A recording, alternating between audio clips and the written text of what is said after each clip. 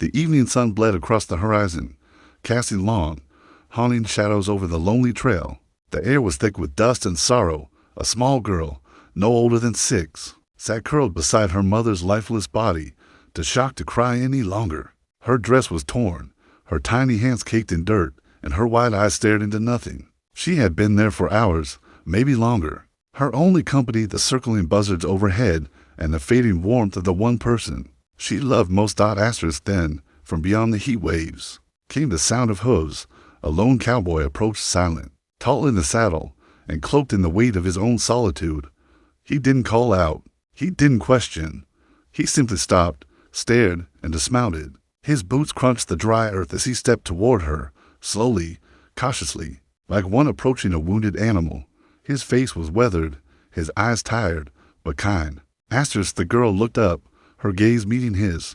There was no fear, no scream, only a quiet plea for help in her eyes. She didn't speak, she didn't need to. Something in that moment passed between them, beyond words. The cowboy knelt, removed his hat, and gently placed his coat around her trembling shoulders. He didn't ask where she came from. He didn't need to know. All he saw was someone left behind, like he once had been. Without saying a word, he lifted her up, held her close, and placed her on his horse. She clung to him, the only warmth she had left in the world. And just like that, the trail was no longer silent.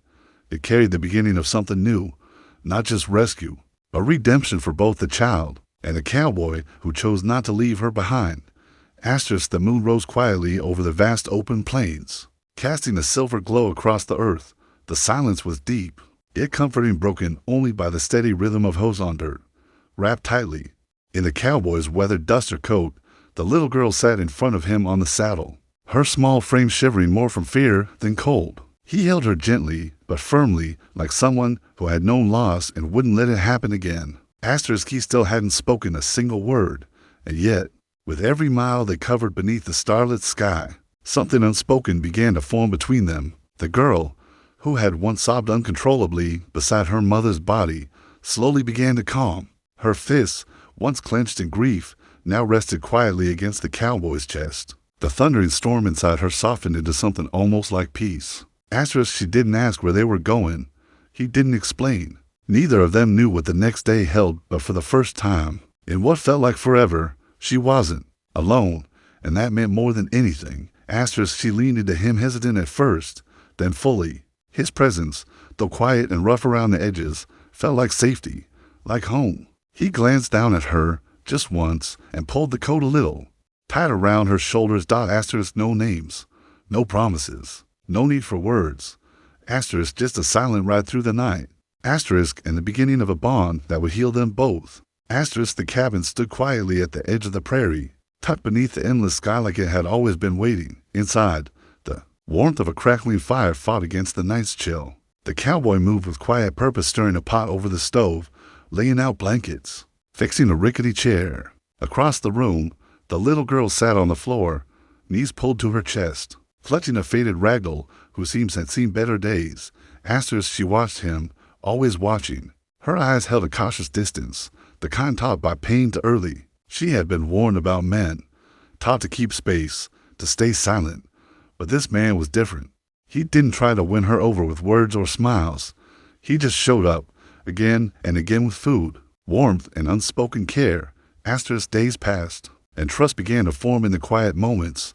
The way he gently placed soup in front of her, how he repaired her ragdoll without asking, how he left the door open when he went outside so she'd never feel trapped. One night, she sat beside him as he worked leather with calloused hands, shaping something on his lap. She leaned forward and asked, barely louder than a whisper, "Why did you take me?" He paused, his hands stilling. For a long moment, he didn't answer. Then, in a voice that cracked from places deeper than age, he said, "Because no one took me." His eyes shimmered with memories he didn't speak of. In that moment, she understood something she couldn't name yet, that he didn't save her because he was a hero. He saved her because once, long ago, he had needed saving too, and in saving her, maybe he was finding a way back to himself. The dusty streets of the frontier town bustled with their usual rhythm. Wagons creaked, boots thudded, and gossip drifted. like smoke in the wind. Heads turned as the cowboy rode in with the little girl seated calmly in front of him. Her eyes were wide with wonder, clinging to his arm, while his expression stayed as unreadable as ever. They passed the general store, the saloon, the blacksmith shop. People paused to stare. Whispers rose behind hands and under breath. Who was she? Where's her family? A man like him raising a girl. That can't end well. The cowboy ignored them all. He simply dismounted, lifted the girl down with surprising gentleness, and took her hand as they walked through town. She stayed close, holding tight to the corner of his coat. At the ribbon stand, she lingered, eyes lighting up at a blue one fluttering in the breeze. He didn't rush her, didn't speak, just waited, patiently, quietly. From the steps of the church, the town pastor watched them with calm, thoughtful eyes. Unlike the others, he didn't judge the man's silence or scars. He watched the way the girl smiled when she finally tied the ribbon in her hair, the way the cowboy knelt to adjust her bootlaces with care that no one expected. And then the pastor, with a knowing smile, said aloud to no one in particular, "Sometimes the quietest people have the loudest hearts."